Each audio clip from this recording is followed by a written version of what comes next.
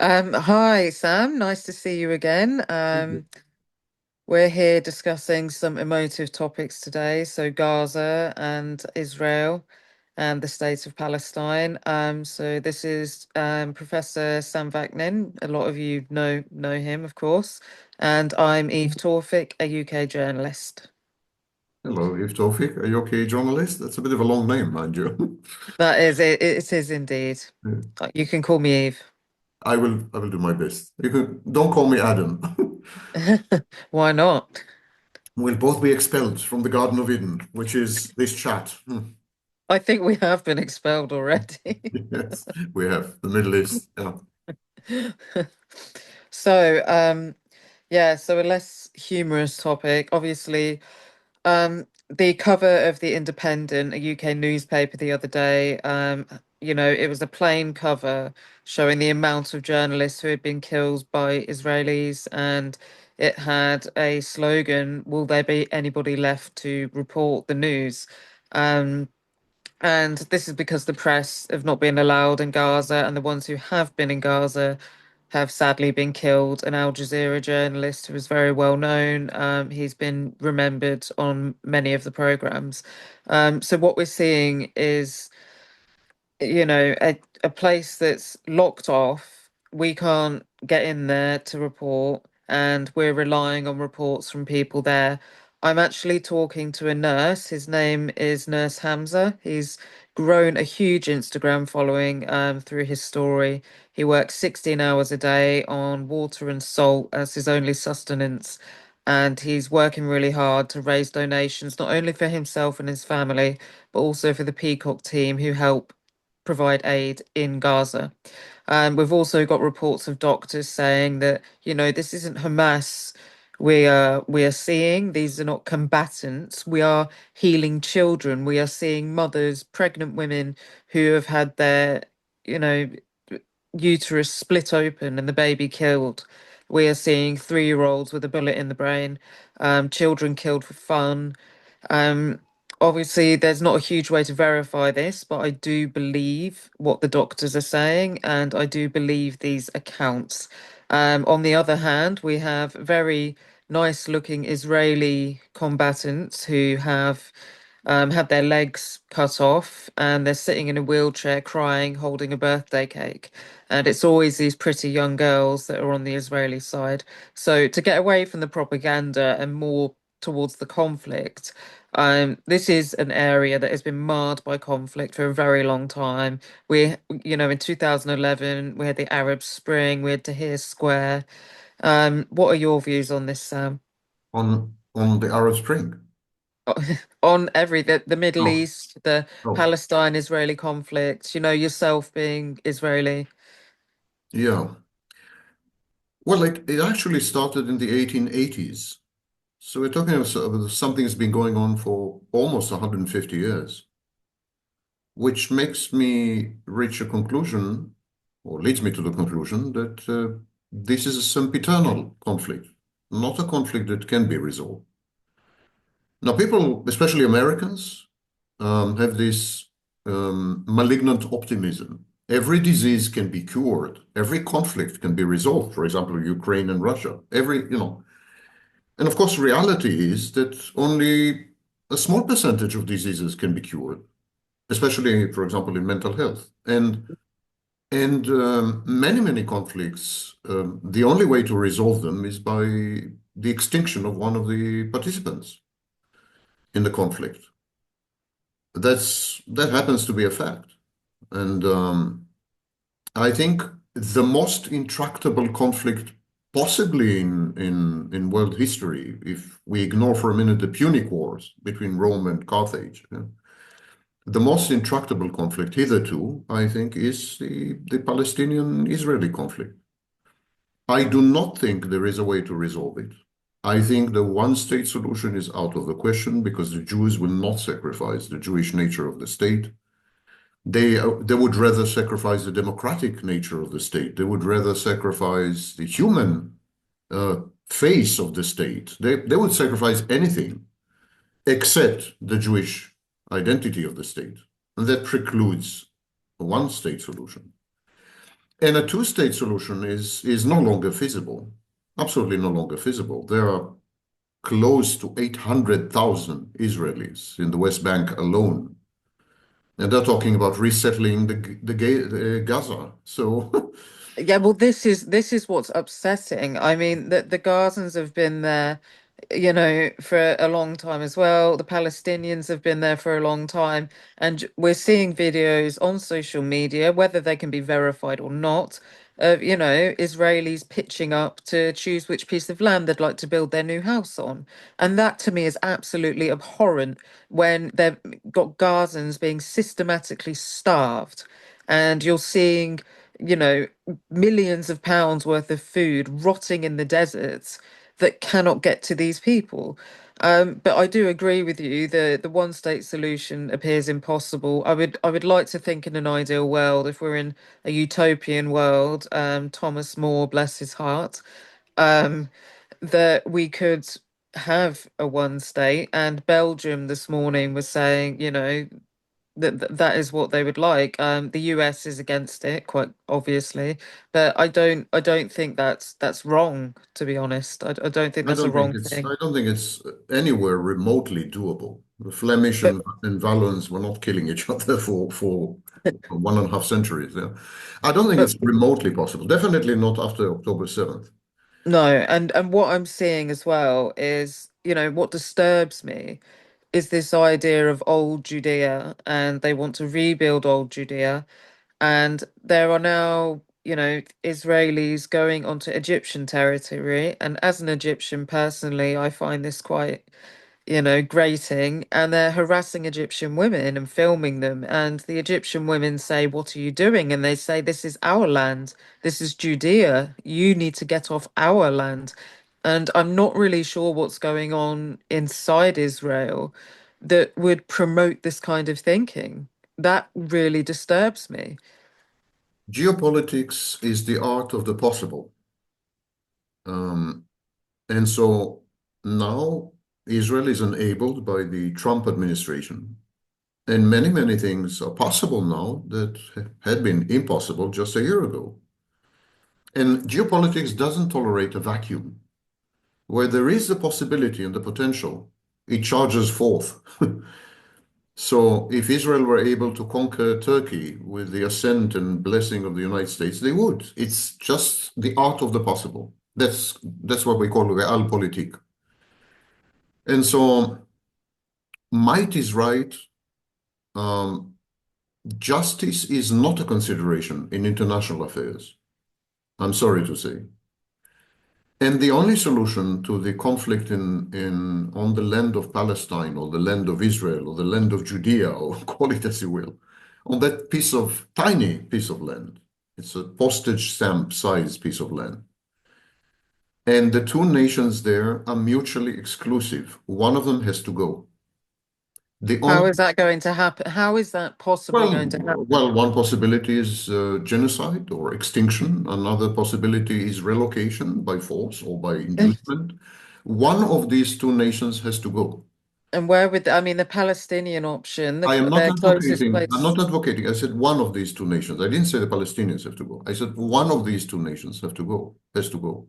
But where I was thinking about where the Palestinians would go, and obviously the closest would be Egypt. I would say that's probably Egypt, Jordan, Syria, Lebanon. That's not the issue. I think we're not here to solve the conflict. We're here to no, discuss the no, of course not. inevitabilities of the conflict. And the inevitabilities of the conflict is that these two nations have proven pretty conclusively that they cannot coexist.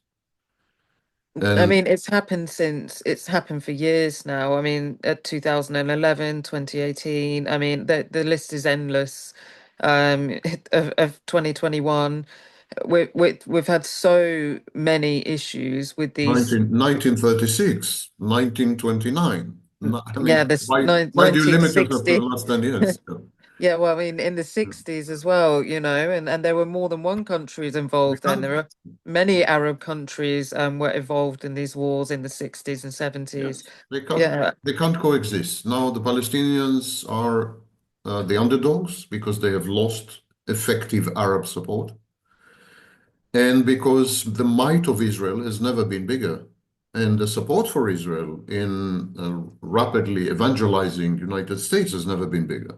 So And the control as well, the money, the monetary aspect, the fact that there is a lot the of, Jews, you the know, Jews have actually donated less than Qatar in the United States in the past few years. I don't think it's the money. I think it's the lore and the myth of the Bible and the dedication to fulfilling the prophecies of old, and so on. Israel is perceived as a divine proclamation, the realization of long held promises enshrined in canonical texts. and it's a deserved land for the Israelis. It's a deserved land after all of the times that they have been persecuted throughout history. I think that's it as well. That they have been persecuted again and again, and now they have this sacred land upon which to build. They have been lending a lot of money to powerful people, and they have powerful connections in the US. I think that So helps. do the Arabs. So do the Arabs. I don't think it's limited to the Jews or to the Israelis. And I'm repeating, the fact is that Arabs have been outspending Jews massively in the past decade or so. That includes Saudi Arabia, United Arab Emirates, Qatar, Dubai, and so on and so forth.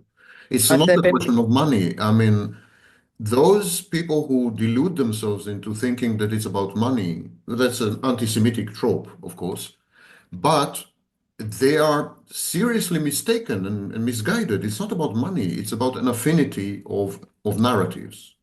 The mm, American narrative had become right-wing, evangelical, mystical, eschatological. America is off the rails. And that sits well with the extreme or radical Jewish narrative or the right-wing Jewish narrative. So there's a confluence of these narratives, and they feed on each other. And this is the source. This is the fount of support, not the money. The fount of support is that there's nothing in common between Islam and, for example, the Christians that control Congress and the Senate. But there's I a think there is. I think there's a lot in common with. I think there's more in common with these religions than they would like to believe. I know they the don't is perceive it this way. Maybe there is, but that's not the perception, definitely. I mean, Islam is perceived as enemy of Christianity and enemy of the United States by Of especially. course. But El-Sisi, say in Egypt, for example, El-Sisi's trying to get some sort of reconciliation between the Coptic Christians and the Islamics, which are, of course, the majority of the country. I mean, the Christians are limited to a small part of Cairo. Um, but there is becoming this affinity that slowly but surely, I don't know if it's a symbol of modern times, social media, or something like that, but there is becoming an affinity and there is a recognition of common feeling, of common Well, rhetoric. the Copts are hardly representative of the United States Congress or the United States Senate, No, absolutely not. But in and turn, if we're talking they do share abstract, the mythology that the Copts are the original Egyptians. So there is oh something there yeah. which is more nationalistic, I would say, than religious. But let's not talk about Egyptian politics. We're talking about Palestine. In Mm. Palestine, there are two nations hell-bent on killing each other and destroying each other, whenever possible, of course. The Palestinians have been in a power asymmetry where they were not able to kill Jews because the Jews were stronger. And the Jews took advantage of their strength and killed Palestinians aplenty and with abundance and joy. And this is the situation. One of these two nations has to go. It's the And I know it's joyfulness. popular, it's not popular to say this, but that's the reality. It's not popular, no, but sometimes the not popular thing is the thing that has to be said. I mean, it's the joyfulness with which the Gazans are being killed, which I think disgusts a lot of people. And I think this is why it's being called a war crime. I think it's been deemed legally a war crime. Well, there's But been a lot of joy on October 7th by not only Hamas, but about 3,000 ordinary Palestinians who crossed over from Gaza. yeah, There's been a lot of, may I add, justified joy because these people have been oppressed and killed and for decades. I mean, I'm not judging anyone. I'm just married to the facts. And the fact is, whenever Palestinians get the chance, They just love and adore to slaughter Israelis. And whenever That's Israelis wrong. and whenever Israelis get the chance, they just love and adore to slaughter Palestinians. It's a mutually assured emotion, mutually assured destruction. Hmm. So one of these two people has to go. I don't But see. with Hamas, obviously they were voted in. Mhm. So there is also talk, these people were voted in, therefore everybody believes that they are correct. I mean, they didn't, it's like with Hitler. People didn't know that he was going to do what he did when he was voted in. There was the Night of the Long Knives. He didn't even get the majority. So, it's the same with Hamas. I feel it's that way. Um, what Hamas have done is disgusting. I don't agree with what they've done. I feel bad for the hostages. I think the hostages should be released. But on the other side, I believe that Gazans should stop being slaughtered and killed and left to die where their own currency isn't even able to buy them anything, and merchants are gatekeeping hordes of foods and goods that come through. No, no debate, Aid as well. no debate that civilians should not die. Yeah, but Not they one, are. not the This is the 1,000. problem. They are on both sides. It's important to But emphasize. they were living normal lives before. This is what upsets me, just personally. When you see previous videos of Gazans, they were living normal lives with phones, with fashion, with hotels, with joy, and now it's been completely destroyed. If it happens there, and if it keeps happening throughout the Middle East, how far is this disease that you say is incurable going to spread? Is this going to happen to us? Will we be sitting on our phones one day and the next day we're living in rubble? It could happen. Depends where you are located. I don't think Israelis have any territorial pretensions when it comes to Cairo or Alexandria. But they definitely have territorial pretensions when it comes to parts of Jordan and Syria and Lebanon and Sinai, the Sinai Desert, and so on and so forth.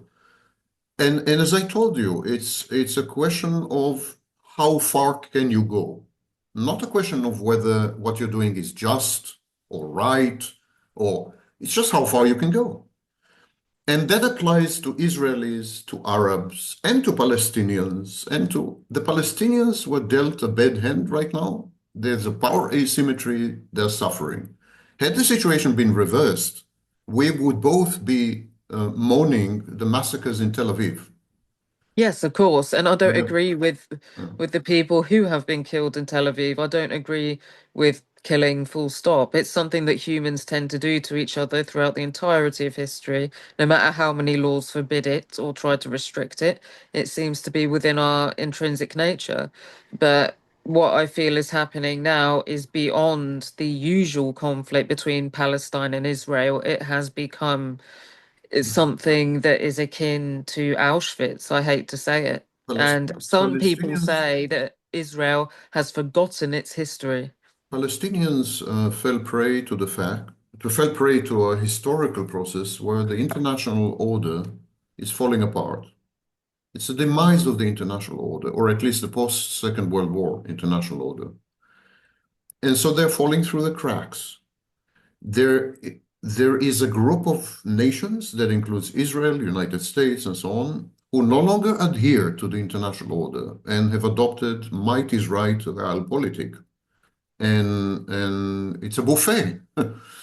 Eat as much as you can, and so on and so forth. So there's this group of nations, and there's another group of nations, mainly European nations, and I think to a large extent even China and countries like China, They which say China supports.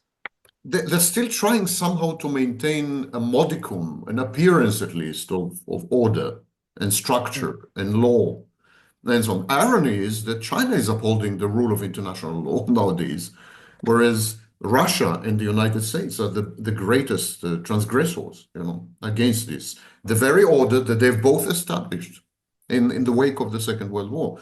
And the Palestinians are falling through the cracks. It's an earthquake, a seismic shift, a tectonic shift, and the earth has opened its mouth, and the Palestinians fell in. So right now, Unfortunately for the Palestinians, they're within the sphere of lawlessness, international lawlessness, as reified by the United States and Israel and other allies of the United States. It's lawlessness, and there's no one is going to save the Palestinians.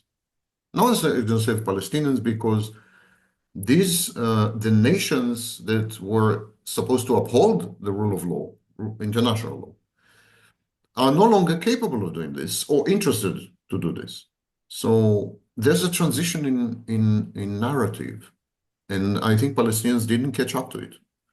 Palestinians are trying to trigger the world's conscience or to talk about justice and to talk about crimes against humanity and to talk about, which are very true, crimes against humanity are taking place in Gaza. I mean, preponderantly so. Yeah. But it's hardly the issue. It's no longer relevant. Do you think that Israel will be held accountable by the colonial world at large for their war crimes, or do you think they will just be swept under the proverbial rug? I don't think Israel will be held accountable. Perhaps an individual or two would be, but I doubt that very much as well. Or And there's cut the no head off the need. snake? Sorry? Cut the head off the snake, The and head, another one will grow out. the head of a snake is not the snake. It's again a common mistake. Netanyahu is not an outlier or an aberration, exactly the same way that Trump is not an outlier or an aberration. They are Yeah. the reification, personification, and embodiment of the ethos and the narrative of their nations. Should Netanyahu or Trump die tomorrow, nothing will happen. Nothing will change. It's a mistake to think so. But no, I don't think anyone will be held accountable because the international order is disintegrating. And I think countries such as I mean, European countries, for example, are finding themselves more and more isolated and less influential and so on. It's a transition period, and the Palestinians are paying the price of this transition. There's a lot of talk of a global parliament, a global president, more than the UN, something increasing of that. The states will no longer hold power on their own. This has been a sort of rumbling for a while. I think that's an Orwellian sort of concept. I don't think it would work. I don't see how it would work. How national identity can be scrubbed out that easily. I feel it's a fantasy, and it's a fantasy by people who believe, you know, as Thomas More did in Utopia. But we've got a lot of marches, we've got a lot of charities, we've got a lot of people walking on the streets. Palestine will be free from the river to the sea. And I'm wondering if this is having any effect on the people in Parliament None. whatsoever. Even influential figures in, Hollywood. Kate Blanchett, she wore a dress which opened up to show the Palestinian flag. So it's kind of, it's this kind of thing that's happening, this sort of global support of Palestine. And I'm just wondering how far that will go, whether that will save anyone. I've seen children from Palestine, three or four have been taken to Detroit, orphans, but three or four orphans with their legs half blown off, as beautiful as it is that they get a second chance, there are thousands and thousands left behind. So what do we do there? And as you say, one of them has to go, but how can you possibly choose between a bunch of innocent people who goes and who doesn't? It's an impossible choice. You have to make someone the evil aggressor. You have to make someone the narcissistic dictator. I think we should distinguish between pro-Palestine messaging and anti-Semitic messaging. Mm, Pro-Palestine messaging is completely inefficacious. It will have zero impact. It will not change the situation, even minimally. It's just a form of narcissistic virtue signaling and all kinds of other. It's complete, utter, unmitigated balderdash. mm. That's the pro-Palestinian side. The anti-Semitic side, though, stands a chance of ending the carnage in Gaza, the anti-Semitic side, because there's growing anti-Semitism on both left and right. Yes, definitely. Absolutely. And that's the only thing that can hold Israel back. Should anti-Semitism, for example, infiltrate the hallowed chambers of governance in the United States, should many congressmen become anti-Semitic, should AIPAC be exposed as a manipulative body, should there be plain, open, vanilla hatred of the Jews or and their alleged control and manipulation and so on and so forth, that would restrain and constrain the Jewish state. So the Palestinians' only hope is the growing tide of anti-Semitism, not pro-Palestinian activism. That's how I see it. No, I understand what you're saying, and that there is a huge tidal wave of anti-Semitic propaganda across social media, even on news channels. Al Jazeera at the moment is pumping out content about Gaza, about the Middle East. Obviously, we know it's Saudi owned, and journalism should be, impartial.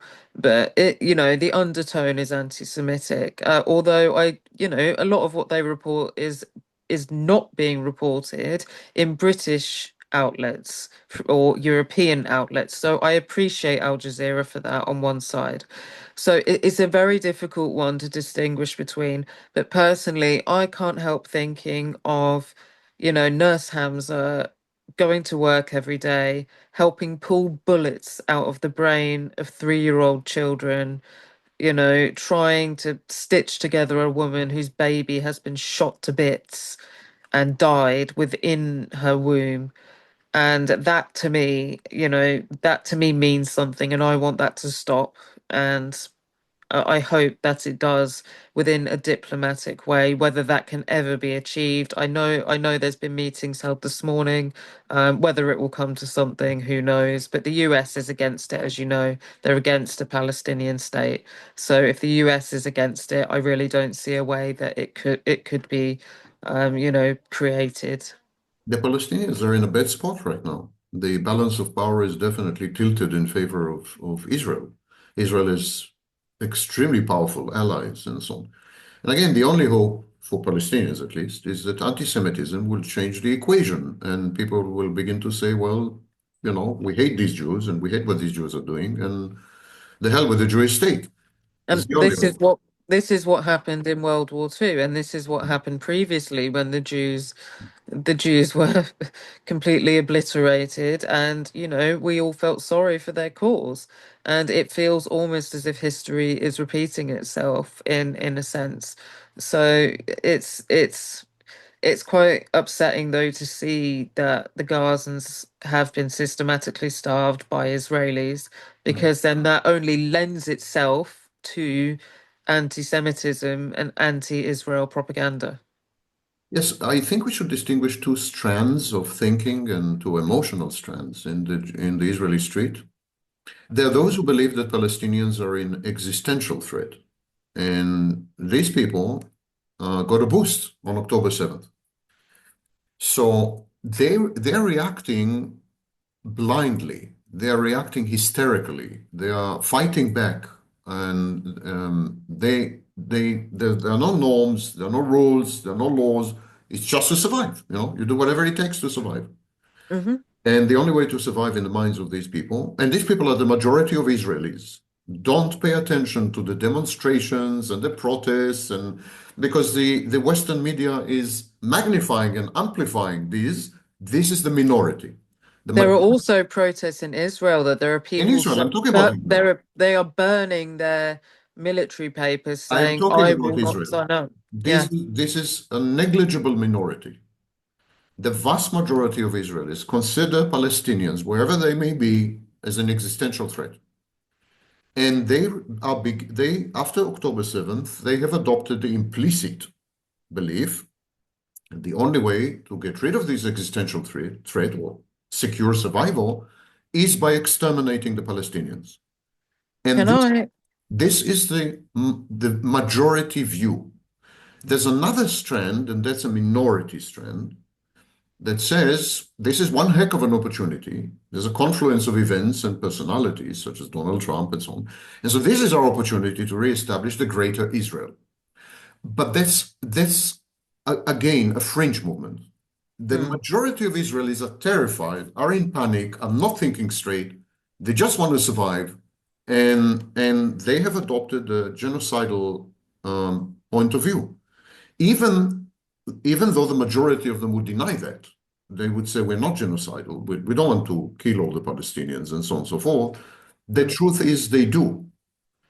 And this is very reminiscent of what has happened in Nazi Germany when Hitler and his henchmen succeeded to convince the German people that the Jews are an existential threat to Germany. Yeah. Not merely an adversary, not merely the other, not merely different, but an existential threat. Their raison d'etre, he convinced the Germans that the Jews are fixated and obsessed with destroying Germany. And he had this whole theory. There are two master races, the Germans and the Jews, and they're fighting it over global control, and the Judeo-Christian tradition is a manipulative ploy to weaken the Aryan race. And he had this narrative, which made sense, in the eyes of the Germans. And then they said, the Jews are out to get us. They're out to kill us. They're out to destroy us. We need to kill them first. But is that not what the Israelis are now saying about the Palestinians? And that is now becoming the similar mindset. And can I just, read something that, when Israel was initially populated by the Jews, one of the founding fathers said, the British warned us of the N word, that were living on the land, but they did not warn us about the Arabs. The Arabs are just as bad as the N words. We need to obliterate them. And that was a very long time ago. And look what's happening now. And it's very sad to see, considering they No, could share the land peacefully. initially, when the state has been established, the Israeli state has been established in 1948 and later, initially, there was no perception of an existential fight. There was a perception of territorial fight, like Mm. how much of the territory can we annex, and how much of the territory can we conquer, and how much of the territory can we ethnically cleanse. But there was a long tradition of coexistence, for example, in mixed cities such as Haifa and so on. So the Jews were acquainted with Palestinians, and Palestinians were acquainted with the Jews, and the belief was we're fighting over territory. It's as simple. So there was no perception of existential threat, but now there is. And now the Jews have adopted the mindset that Palestinians are out to kill all of them, no exception. And so we should kill them first. I think it's limited to Hamas. I think it's limited to extremist groups. But I do think that the mindset will grow um, among the Palestinians, and definitely has now, that, the Israelis are out to get us and we will kill them first. And they will be bloodthirsty for Israelis. That will happen naturally. But I do think initially it was limited to the terrorists, Hamas. I wouldn't say that because in October 7th, we saw 2,000 civilians cross the border fence and killing with abandon and joy. I disagree. And I think there's a major difference between Israelis and Palestinians, which in the very long run should work in the favor of Palestinians. The Palestinians inevitably are grounded in reality. Blood, sweat, and tears, they can't afford to disengage from reality. They can't afford to. Whereas the Israelis are completely immured, completely immersed in fantasy.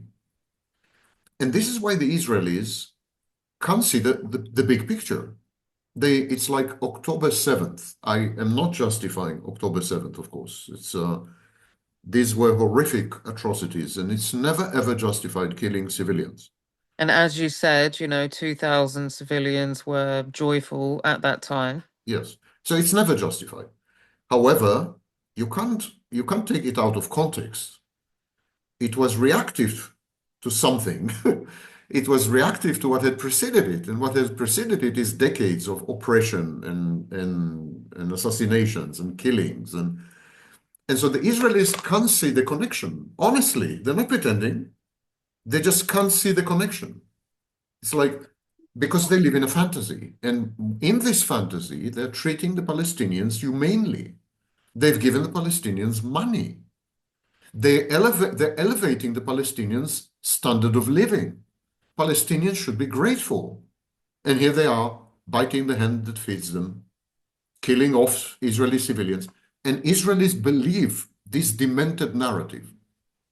They are completely into it, which is, of course, Yeah, it's everywhere. You see it everywhere. It's this narrative that what they are doing is correct, their way of living is correct, their religion is above all, and it's not so it's much like, superiority. It's just, we are good people. Why are you doing this to us? And they can't stand back and say, I mean, majority of them, and there's a small minority that do, but the majority can't stand back and say, we're actually mistreating these people, you but know? I'm going to say the thing now that you're not meant to say. Just because you have been previously persecuted does not exonerate you from your future crimes. It does not automatically give you the stamp of goodness. Yeah, on It both gives sides, it on it gives both. you the stamp of sympathy. It gives you the stamp of, okay, well, you now should enjoy liberties that you have previously been denied. But it does not automatically make you good. And I am sorry, children being killed, innocent people being killed on either way, I cannot condone that for any reason, for any I agree. justification. I agree on both sides. So, and both sides adopt this justification. They say we're being persecuted, and so this gives us the right to kill civilians of the other party. Of course, Israelis are much bigger, much stronger, so they kill many more. But the principle is the same. Hamas and its accomplices, they said the same. We are being oppressed, we are being massacred, we are being slaughtered, and so on. This gives us the right to kill civilians. No one has the right to kill civilians. It's a crime. And Israel is a bigger criminal now, quantitatively so, but qualitatively, they both have the same the same story. The, But but I the, feel, don't you feel though that the reaction to Ukraine, I mean, we had newsreaders crying, we had all of this, emotive images of struggling Ukrainians, an evil Russia and evil Putin. I feel Israel's doing exactly the same, but we're not getting the same imagery. We're not being fed the same narrative. And that's what concerns me ultimately, being a journalist, about the media. I mean, the Independent seems to be one of the few papers that actually really says what needs to be said. Al Jazeera, obviously, as we know, also. But, the majority of newspapers are not reporting it as front page news. Ukraine was front page news for as long as I could remember. because Palestinians have had a bad rep for many decades. The Palestinians were intimately linked with international terrorism.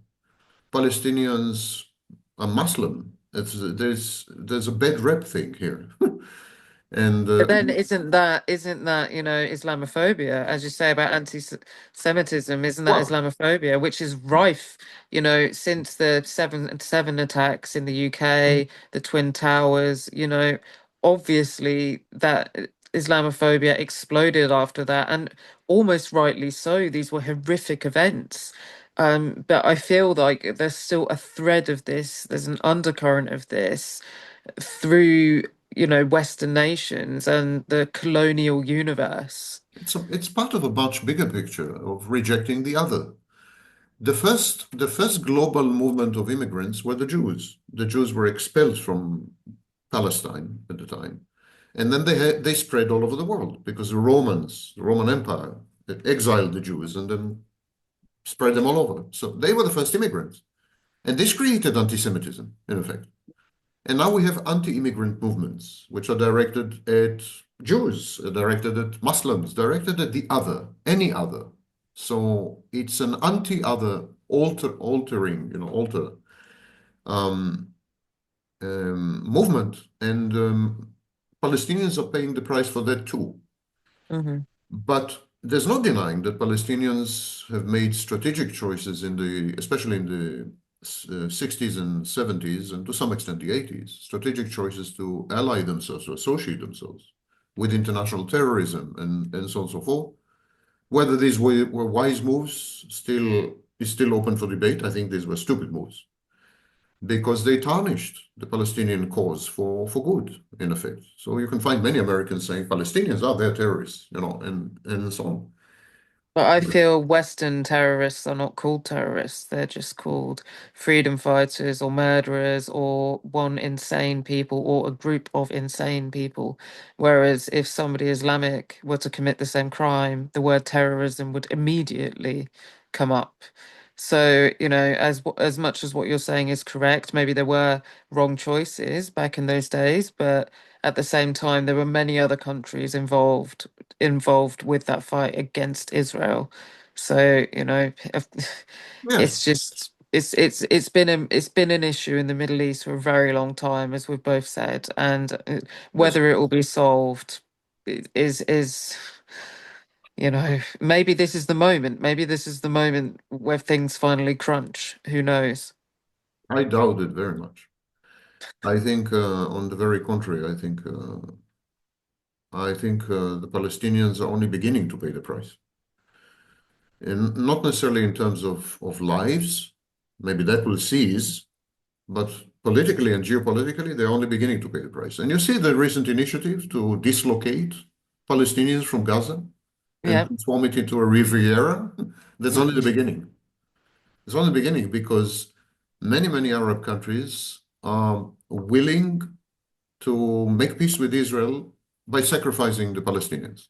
So I wouldn't be surprised if there will be population exchanges in the West Bank and so on. So I think the Palestinians are about to pay a horrific price. Nurse Hamza was telling me that they are moving people south. They're moving a lot of people south. I don't know if that's particularly safer. He appears to have a safer life. He's living in absolute poverty, but he appears to have a safer life than other people. He was nearby to the bombing of the Nasser hospital, um, where they say Hamas was Yeah. holding fort. So who knows on that front? But I really, to me, I just hope that if there is a relocation process happening with Palestinians, that it's done in a humane way, and I hope that people will not starve to death and children will not starve to death. That's the thing to me that is most important. That the children, those innocent kids who don't know what's going on, who are trying to sell sweets on the street to make money so they can look after their brothers and sisters because their parents have been killed by in attacks. It's those children that I want to see free, and to me, that's the most important. Whether they were Palestinian or Israeli, that's the most important. It's very difficult to put a human face to geopolitics and geostrategy. It's very difficult to But humanize these you because can try. You can try and you can try, humanize it. but it's not working because geostrategy and geopolitics is not about human beings. It's about collectives. And it is an accepted maxim that human beings should sacrifice their lives for the collective, that the collective prevails, that it's a collective we should defend, that it's a Is collective. that not a more communist way of thinking, though? No, absolutely not. What do you mean? American soldiers have died in Or Iraq. the individual benefits from, sacrificing for the collective. It's always the As collective. long as the collective survives, It's then the always, individual it's doesn't always, matter. it's always the collective. Nazi Germany, communism, America, whose soldiers are dying everywhere around the world, Israel. I mean, it's always the collective ultimately. Mm. The individuals are not relevant.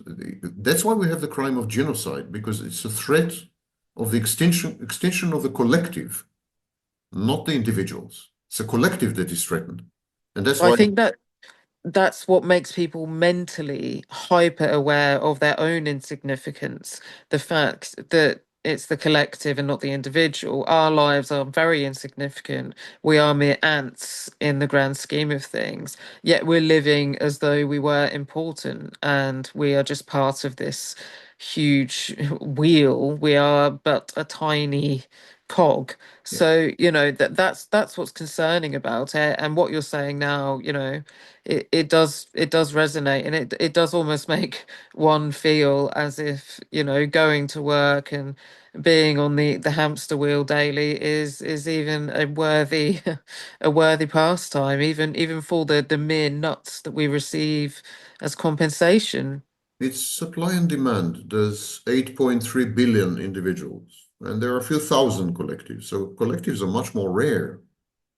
they're almost an extinct species. So, of course, we're protecting collectives much more than individuals because the individuals are manufactured every single day, and there's The individuals make up collectives. yeah, If they were but not they the are individual, the no, collective would not exist. but they're fungible. They are easily replaceable. Should you die tomorrow, there'll be another 60 women born that very second. I mean, so who cares?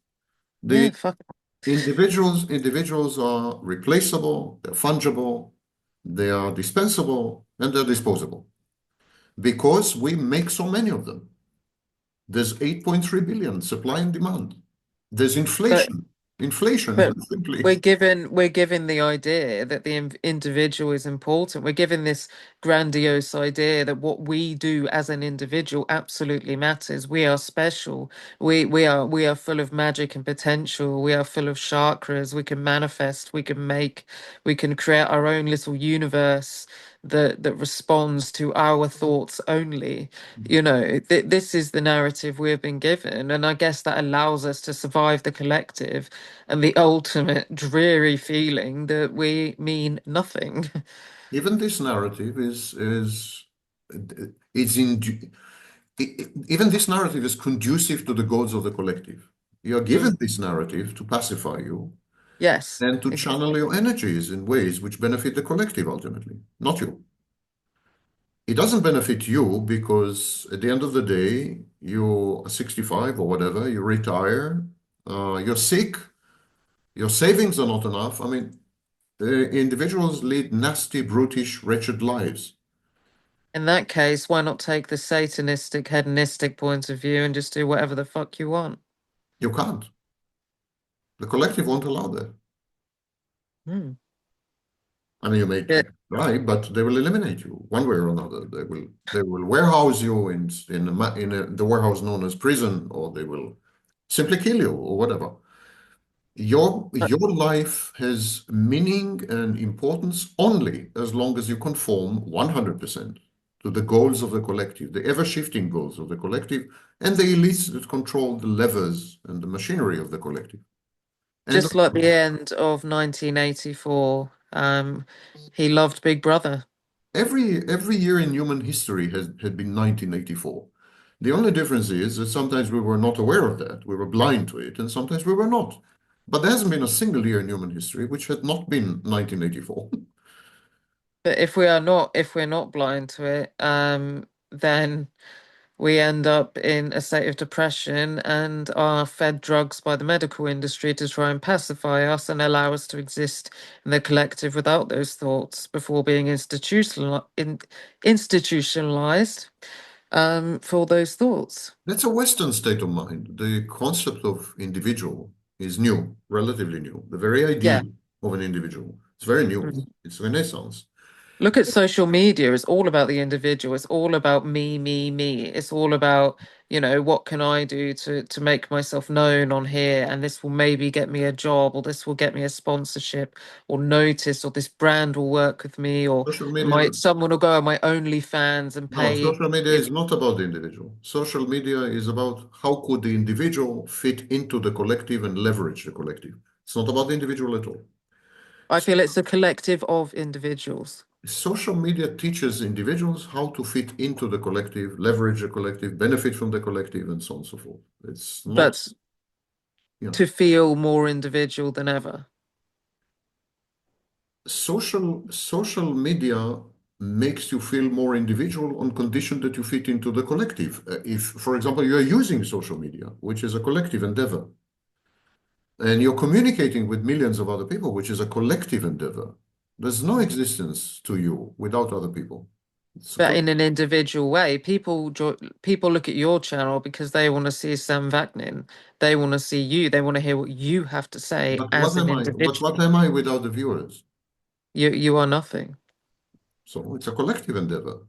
But then you are also something within yourself as an individual No, without social media. if you delve deep in, you will discover that you are absolutely nothing and nobody without other people. Dust. Nothing but dust, eh? Nothing without other people. And it's constructed this way. The concept of individual, as I said, is very new. It started with the Renaissance and reached its peak in the 1950s and so on. It's extremely new concept. And it has no existence in countries such as China or Japan, or, they would be. Yeah, yeah. I mean, having gone to China and Japan, I've seen the difference in the way they work, in their attitude towards work, even shopping, and it's it. Affiliation. Yeah. I found it more peaceful in some ways. If you submit to the collective, that would be Islam. That's Islam. Islam is submission. It's also Christianity and Judaism. Much lesser extent. Christianity is about the deification of the individual. So Christianity gave rise to the Renaissance pretty directly. Now we can discuss monotheism. Monotheism in general was a horrendous idea and took us astray. Well, polytheism sort of started to die out. That was the norm. Polytheism was the norm, Yes. and it started to die out. But monotheism has its roots in polytheism. Monotheism didn't have its roots in polytheism. It was the antithesis. It was the negation of polytheism. But polytheism was tolerant, whereas monotheism is non-tolerant. Monotheism says, my God is the only God. Your God is not a God. And if you say differently, I'm going to kill you. But it feels like we are living in a polytheistic world where the gods won't hold hands. Where the That's God, kind of the gods won't hold hands. That's how I feel. I mean, it's a polytheistic world. We've got Allah, we've got God, we've got the Jewish God, we've got everything. But just no, hold not we, hands. not we. The Jews have the Jewish God. Muslims have Allah. Christians have Jesus. It's not we. We as the collective, I mean. No, the collective doesn't have any of these gods. Groups within the collective has these gods. These gods are But not shared. No Christian would tell you that Allah is acceptable to him. no, of course not. But well, have you seen Life of Pi? Listen, monotheism is exclusionary. It's about the exclusion of other people's gods. But I feel you can take parts of each religion and believe parts of each religion, but you don't have to subscribe to one. And the film Life of Pi, as we know, is about that. It's about taking from You could do many each. things, but this is not how things are. I mean, these It, fantasies, utopia is a word that means no place. Utopia, no such place.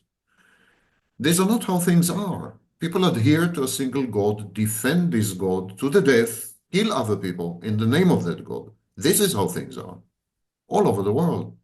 yeah, And, since the Crusades and everything, and it's this is monotheism. Monotheism brought intolerance into the world. Monotheism brought aggression into the world. Monotheism is also highly personalized. You have a personal relationship with the God, whichever God. well that and that could be argued that with Catholicism and Protestants. Actually, your personal relationship with God changed with being a Protestant. With Catholicism, it was more for the king, for the the aristocracy. They could commune with God, but the Protestants could not. So that they could, sorry. Yeah. So it's more about how the religion has changed over time to allow people to have a personal relationship with God. That Even wasn't always a thing in monotheism. yes, in In uh, in Christianity. all monotheistic religions, from the very inception, there has been a personal relationship with God. This personal relationship could be mediated. There were mediators. So, but if you take Catholicism, the communion is about eating God, subsuming God, becoming one with God by consuming God's blood and God's flesh. It's absolutely a direct interaction with God. And this personalization of religion was a major disaster because it created grandiose delusions. It gave rise to narcissism, to a sense of omnipotence, to self justification, like I have the only one with access to the truth, and so on and so forth. Monotheism was a seriously bad idea, seriously, not only in terms of intolerance and the personal relationship with God, but in terms of the distributed nature of monotheism, whereas previous religions were localized, they were local religions. It was a way to control people. So monotheism controls people in a way that polytheism didn't. It's you will come to church on this day, you will follow these commandments, you will follow these rules, and this is how a good person lives. And it was enshrined into law, and still some of our laws today come from Christian doctrine and in Islamic countries, Islamic doctrine. In fact, purely in places like Afghanistan, Saudi Arabia, they live by the Islamic doctrine completely. So it's really this is how you control people by doing this, and it's less about worship and personal praise and spirituality than about total control. Yes, Total, yeah. the confluence of politics and monotheism uh, gave rise to all the ills and the problems we have today. And that brings us back to Israel and Palestine quite Israel and neatly. Palestine, Donald Trump, and the evangelical community in the United States. Yeah, Exactly. So I feel like you know, we've just run out of time for this one, but I will say, I think we've rounded it out into essentially these are two monotheistic heads butting against each other, and one, Israel, happens to be larger and stronger than the other at this moment. Hamas is a pin in the side of the Gazan people, and I feel unless those hostages are released, if they are still alive at all, um, who knows the actual truth of that because journalists aren't allowed in. I think they should be then it's going to continue, as you say. I yes, think you're right on that. I agree with you that this is religious conflict. Yes, absolutely, it's a religious conflict. But monotheism gave rise, ironically, to the cult of the individual, to the cult of the leader. This happened in the Renaissance. People think that the Renaissance was a break with religion. Renaissance was not a break with religion, it was a redefinition of religion. It was another way to be religious. And the individual and the charismatic leader became the new gods, the new underpinnings. But ever since monotheism has been introduced, we really began to have a bad period in history. And now leaders, modern leaders like Donald Trump and not only Trump, of course, Putin, Netanyahu, Erdogan, Modi, and Orban, you name it, all these leaders, populist Yeah. leaders.